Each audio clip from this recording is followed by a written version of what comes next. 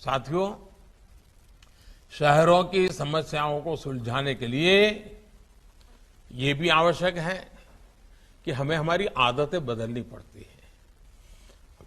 नागरिकों के बिहेवियर में चेंज लाना पड़ता है, वरना हमने तो देखा है लोगों का स्वभाव कैसा होता है। कुछ लोग जल्दी उठ जाते हैं, क्यों? तो अपने घर का कचरा साफ करके बगल वाले के घर के सामने डाल देते हैं। फिर बगल वाला जब कूड़ा कचरा साफ करता है तो वो उठा करके इस घर के सामने डाल देता है।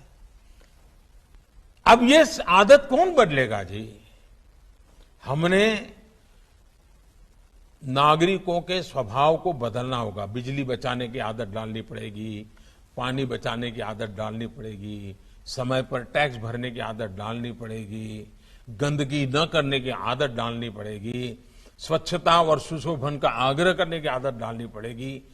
इसके लिए मेहनत करनी पड़ती है भाई। और आप वहां के काउंसिलर, वहां के मेयर ये काम बहुत आसानी से कर सकते हैं। और इसके लिए हमें भिन्न भिन्न प्रकार के कार्यक्रम करने चाहिए। निबंध स्पर्धा हो, रंगोली स्पर्धा हो, बच्चों की रैलियां हो, कविताओं का सम्मेलन हो, स्वच्छता पर कविताएं हो, ऐसे भांति भांति के जन जागरण के कार्यक्रम करने चाहिए। दीवारों पर अच्छी तरह से उसको लिखा। अब जैसे बगीचे होते हैं, मुझे बताइए बगीचों को संभालने का जवाब गांव के नागरिकों का है कि नहीं है? क्योंकि हमने तो तय किया नहीं, म्यूनसिपैलिटी के 2 आदमी होंगे, वो समझ ही नहीं।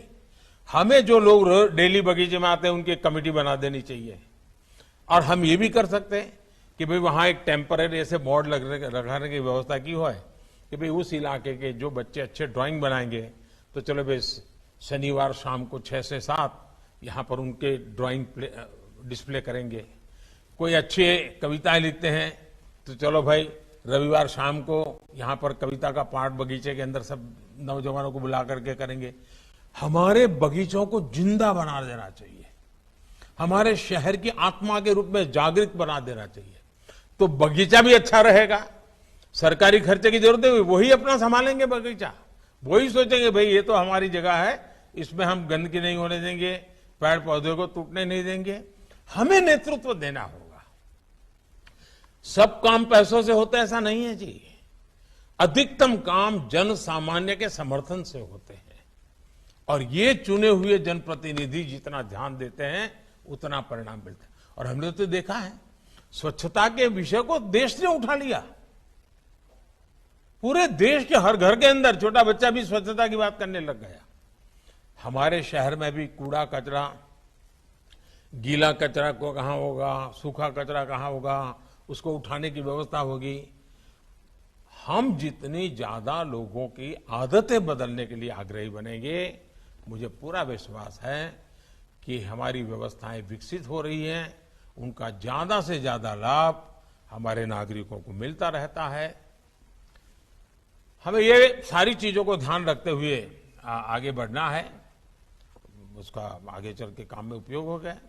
अब मैं एक बात बताता हूं, हम देखते हैं कि सरकार की तरफ से सीसीटीवी कैमरा लगते हैं, जाता तो होम मिनिस्ट्री लगाती है, पुलिस के लोग करते हैं। लेकिन क्या ये सीसीटीवी कैमरा हम नागरिकों को, सरकारी दफ्तरों को कह सकते हैं कि भाई आपका प्राइवेट जो सीसीटीवी है, एक कैमरा घर के बाहर भी देखने के लिए रखो?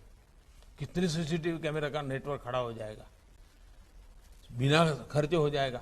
अच्छा, अभी हम क्या करते हैं, सीसीटीवी कैमरा का उपयोग क्राइम डिटेक्शन के लिए करते हैं। अगर ट्रैफिक कंट्रोल करना है तो भी सीसीटीवी कैमरा का उपयोग हो सकता है।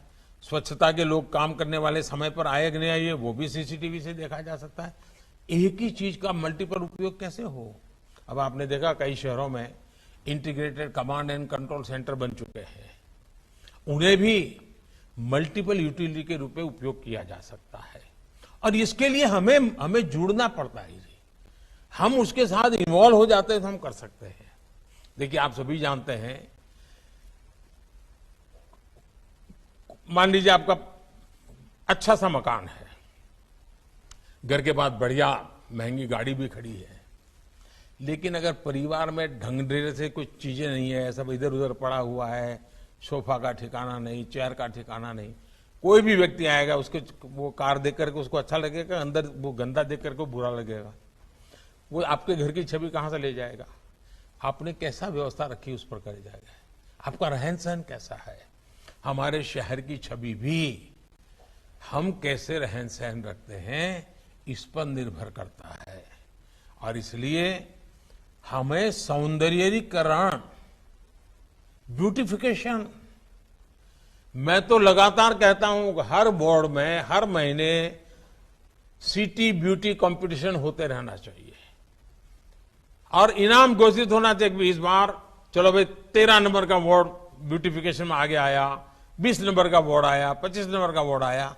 लगातार स्पर्धा चलनी चाहिए और नागरिकों के बीच में स्पर्धा खड़ी होनी चाहिए। सिटी ब्यूटी कंपटीशन ये शहर का स्वभाव बनना चाहिए और दुनिया में नाम तब होता है ना। और इसलिए मैं चाहता हूं कि हमें शहर को व्यवस्थित भी रखना है, शहर को सुंदर भी रखना है। उन छोटी छोटी बातों का ध्यान हमें रखना होता है।